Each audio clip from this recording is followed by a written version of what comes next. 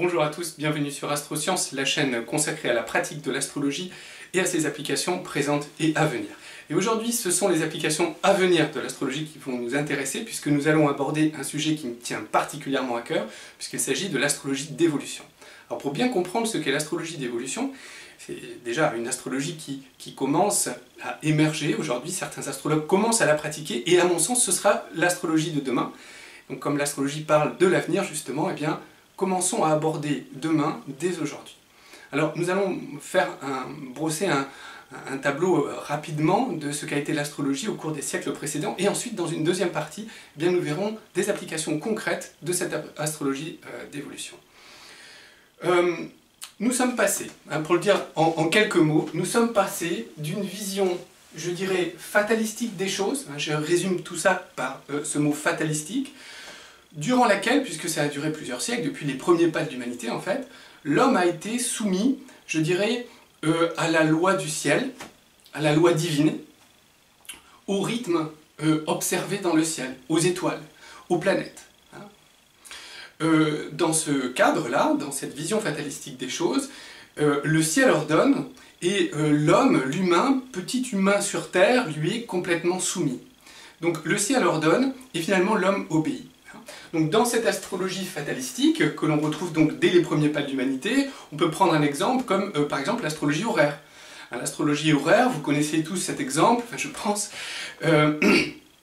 du général sur le champ de bataille dans la Grèce antique par exemple, et puis qui demande à son astrologue de donner ses prévisions pour la bataille. Et puis l'astrologue regarde le ciel, il voit que Jupiter est bien aspecté, ou qu'au contraire Saturne est opposé à Mars, et il en déduit que la bataille va être gagnée ou que la bataille va être perdue. Donc là, on est dans une véritable astrologie horaire, vous voyez que l'homme est complètement soumis à la position des astres ou à la loi divine, ce qui en fait revient à peu près à la même chose dans ce type de vision.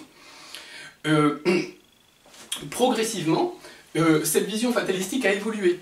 Donc vous voyez que là, nous n'avions pas d'horoscope individuel, mais progressivement, au cours des siècles suivants, je dirais, eh bien, nous avons eu le développement de l'horoscope individuel.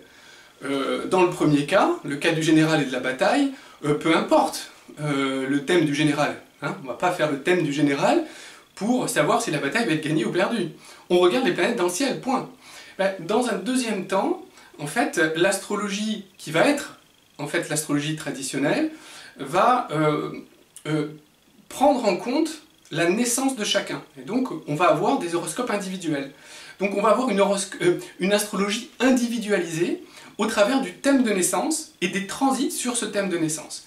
Malgré tout, nous restons dans une vision fatalistique des choses, où le ciel ordonne et l'homme obéit, l'homme est complètement soumis à la loi des planètes du ciel. Alors, pour prendre un exemple, parce que j'aime bien, vous savez, les métaphores, la métaphore de cette vision fatalistique des choses, c'est la vision du radeau sur l'océan, puisque nous sommes immergés, vous savez, dans un ensemble de courants, d'énergie, et le radeau représente bien cette vision fatalistique des choses, où la personne qui est sur le radeau, en fait, est soumise aux aléas du temps, aux aléas des courants ou aux aléas des vents, sans avoir aucun moyen de se diriger. D'ailleurs, c'est le propre du radeau, vous voyez, un carré sur l'océan, il n'y a pas de sens, il n'y a pas de direction. Alors, de cette astrologie fatalistique, puis de l'astrologie traditionnelle, nous sommes passés à une astrologie, à une vision des choses plus humaniste, et donc aussi une astrologie humaniste. Alors là, c'était un peu différent. Qu'est-ce qui s'est passé? Dans l'astrologie humaniste, on a compris que les courants, justement, qui poussaient précédemment ce radeau de droite et de gauche, ben, ils avaient un sens. C'est-à-dire que ce courant-là, ben, il venait de là, on comprend. Et puisqu'il venait de là, il allait dans cette direction. Vous voyez? Donc on a commencé à comprendre, au travers du thème de naissance, qu'il y avait des influences qui ressemblaient à des cycles, et donc des courants avec des sens, et donc on pouvait projeter ces courants, qu'on pouvait aussi en tirer le meilleur parti. Donc, dans cette vision des choses, on a une direction. Donc, contrairement au radeau précédemment, l'astrologie humaniste qui a remis, je dirais, l'humain non plus sous le ciel complètement soumis à cette loi, on a remis l'humain, je dirais, au centre de la problématique. Ça, c'est vraiment l'astrologie humaniste qui comprend qu'il y a un passé, un avenir, et qu'on peut, d'une certaine manière, en tirer parti. Donc on est plus sur une barque, pour reprendre l'image, la métaphore tout à l'heure. Hein, une barque, vous voyez, qui a donc une pointe, donc qui a un sens, qui est capable de se diriger. Hein, donc on est dans cette vision des choses, et on commence à mettre une voile de fortune pour éventuellement pouvoir tirer parti de certains courants, de certains cycles. Voilà, donc ici on est dans l'astrologie humaniste. À présent, eh bien, l'humanité a poursuivi, hop, dans la poche, son chemin, et nous sommes à un croisement aujourd'hui. Et nous le sentons bien, hein, je veux dire, il n'y a qu'à regarder autour de nous pour s'apercevoir que nous sommes à l'orée d'un grand changement. Et ce grand changement, si on le regarde bien, on s'aperçoit qu'il y a deux voies. Une voie que on veut nous vendre absolument, qui est la voie dominante, et puis une autre voie qui me paraît alternative, mais qui mérite, à mon sens, beaucoup d'attention. Alors, la première voie, c'est quoi? C'est, justement, après l'humanisme, c'est le transhumanisme. Décliné sous plusieurs formes, différents aspects, je dirais presque différents masques. Le transhumanisme, c'est aussi un terme qui est extrêmement galvaudé aujourd'hui. Il y a plein de choses dans le transhumanisme. Il y a beaucoup de courants, y compris en interne du transhumanisme. Mais disons que la vision globale des choses, c'est d'aller justement au-delà de l'humain. C'est-à-dire de hein, donc pour aller au-delà, pour transformer également l'humain en eh bien, quelque chose en tout cas d'un peu plus qu'un humain. Donc le transhumanisme ici, cette vision transhumaniste, elle s'applique aussi à l'astrologie. On va voir comment. Hein. Bon, on peut le voir tout de suite, par exemple. Comment est-ce que ça s'applique? Bon, par exemple, sur le choix des naissances. Le choix des moments des naissances. Hein. On est en train, je ne sais pas si vous voyez, comment les choses sont en train de se mettre en place pour finir de couper l'humain de la nature. Hein. Vous savez que l'humain s'est progressivement déconnecté de la nature, puisqu'on voit que progressivement il y a un affranchissement, mais cet affranchissement comporte un risque. Le risque, c'est de complètement se déconnecter des rythmes de la nature dont nous sommes issus. Ici, dans le transhumanisme, on va aller chercher des choses à l'extérieur, donc par exemple du progrès technologique, des découvertes scientifiques, hein, et des applications scientifiques qui vont venir nous permettre de nous affranchir, de terminer de nous affranchir de tout ce qui nous raccorde, qui nous connecte encore à la nature. Et chez l'homme, c'est son corps, hein, en grande partie c'est le corps.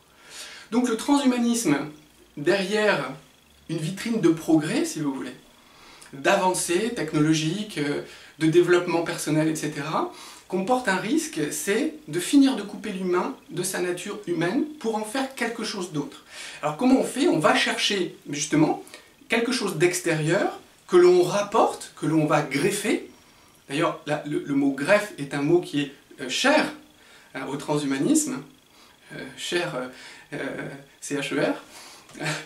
Mais on va donc greffer quelque chose d'extérieur à l'humain pour en faire quelque chose d'un peu plus humain. De la technologie, la modification des naissances, le choix des naissances, le choix des critères des enfants dans la génétique, par exemple. On peut choisir la taille d'un enfant, la couleur de ses yeux, la couleur de ses cheveux, pourquoi pas plus tard son QI également. Mais en astrologie, par exemple, on va pouvoir choisir le moment de la naissance. Après tout, pourquoi pas choisir un thème avec un Jupiter au milieu du ciel? Après tout, tout le monde en rêverait. Alors pourquoi pas? Vous voyez donc on va modifier ça. Hein, on va modifier ces naissances. Alors, si je garde la métaphore que j'ai utilisée, donc vous savez, la vision fatalistique, le radeau, la vision humaniste, la barque, qui est avec une voile de fortune, ici, dans le transhumanisme, c'est différent. On va chercher quelque chose d'extérieur, un moteur, que l'on va greffer à l'embarcation. Et du coup, je m'affranchis des courants, je m'affranchis de la météo, je m'affranchis des vents, je m'affranchis de tout ça. Peu importe, j'ai un moteur. Vous voyez? L'idée c'est ça. Donc dans cet affranchissement qui est de plus en plus important, depuis l'être humain complètement soumis, à l'être humain avec son thème individuel, à l'humain au centre qui est conscient des courants, on arrive à quelque chose là où en fait, peu importe tout ça, puisque j'ai un moteur, je peux me diriger dans cet océan sans avoir à acquérir la science de la météo, la science des vents, j'ai pas besoin de connaître tout ça. Et d'ailleurs, derrière, il y a un appauvrissement de la connaissance, je dirais philosophique, presque karmique, parce que nous allons y venir, de l'humain. C'est comme si le transhumanisme avec son moteur, ici, disait, après tout, peu importe, tout ça c'est vieux, l'ancien monde, vous savez, très en vogue aujourd'hui, l'ancien monde fatalistique, religieux, ou l'ancien monde humaniste qui réclamait d'avoir une certaine connaissance philosophique karmique, tout ça, peu importe. Vous savez, c'est comme... ça me fait penser à cette image, vous savez, de Lehman Brothers, là, les banquiers qui sortaient avec leurs vieux cartons, parce qu'ils étaient virés, et donc avec leurs cartons, vous avez tous leurs documents à l'intérieur. C'est un peu comme ça, vous voyez, on a un carton avec tout un tas de choses qu'on a acquis au cours des siècles de recherche. Et bien tous ces cartons, on est passé au numérique, on n'a plus besoin de tous ces documents, donc allez, tous les cartons, on jette tout. On est au numérique maintenant, plus besoin de tout ça. Et qu'est-ce qui va partir avec les cartons? Quelle est l'information qui va partir? Eh bien, en grande partie, c'est la sagesse de l'âme, hein, si je parle d'astrologie, c'est la sagesse de l'âme qui a choisi pour vous de s'incarner à un moment particulier. Parce que si votre âme a choisi de s'incarner à un moment particulier, un moment énergétique particulier, c'est qu'il y avait une raison. Et c'est qu'il y a une raison, c'est qu'il y avait une raison par rapport à l'évolution de votre âme. Vous voyez? Mais puisqu'on a un moteur aujourd'hui, on s'en fiche de ça. On va où on veut, on se dirige où on veut. Plus besoin de savoir les courants, tout ça, l'évolution, pouf, je jette. Vous voyez? Donc il y a une perte. Et la perte, c'est l'information de la sagesse de l'âme qui a choisi de s'incarner d'une certaine manière, avec un certain potentiel pour vivre un certain chemin de vie. Il y avait une raison à cela. Le transhumanisme va jeter tout cela à la poubelle.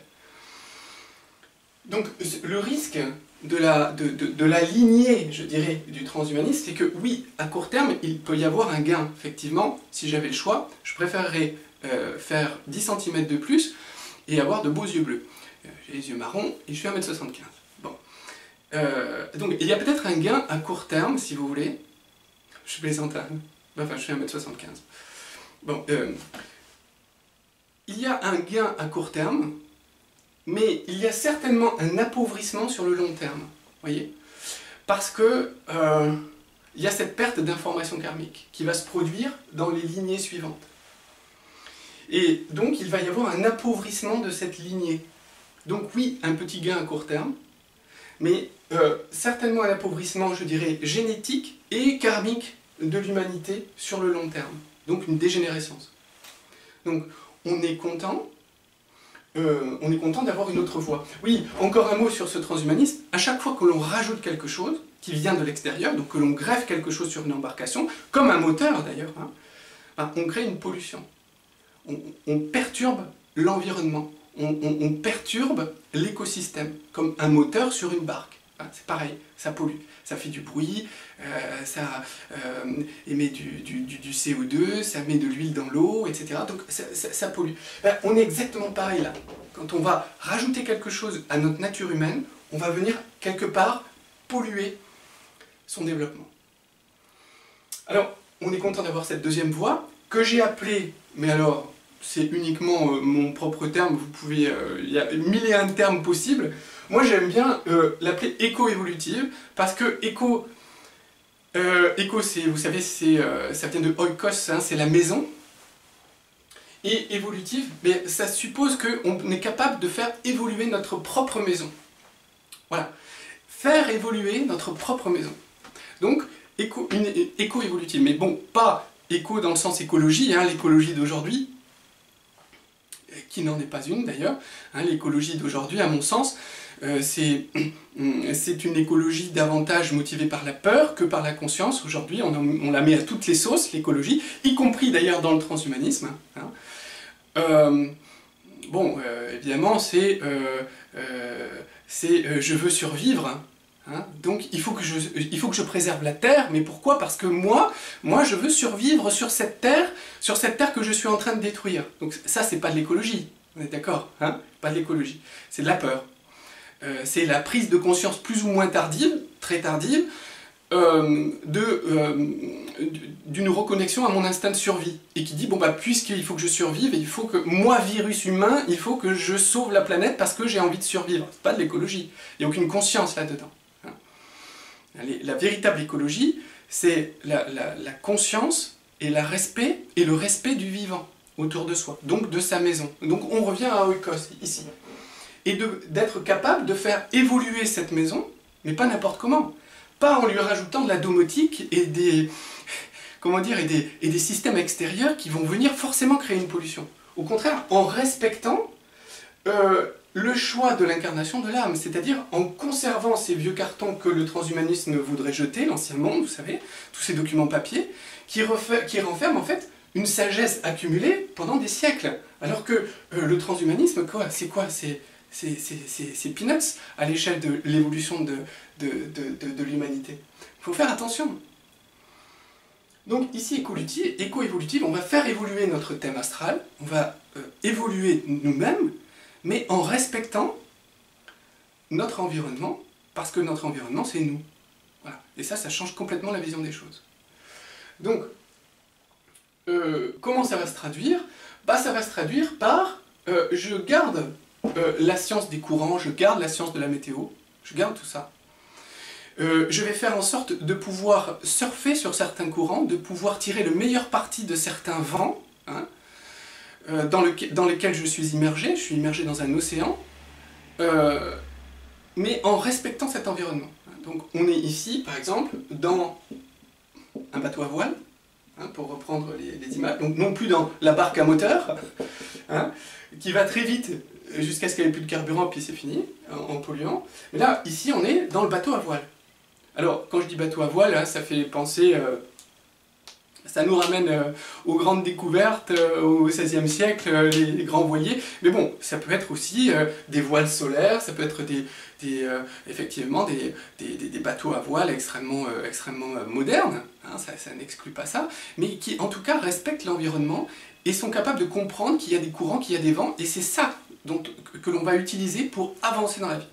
Donc on n'est plus ici en termes d'astrologie, on n'est plus ici dans le choix de l'incarnation, hein, je ne vais pas choisir mon Jupiter, peu importe, mais on est dans le respect du thème de naissance,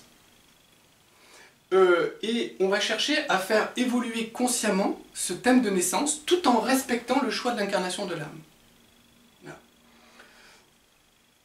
Alors ça, eh bien, c'est la première partie de cette vidéo, et si cela vous a intéressé, eh bien, allez voir maintenant la deuxième partie qui va justement vous parler de ce que peut être justement cette astrologie d'évolution en voyant un exemple concret. Donc à tout de suite dans cette deuxième vidéo.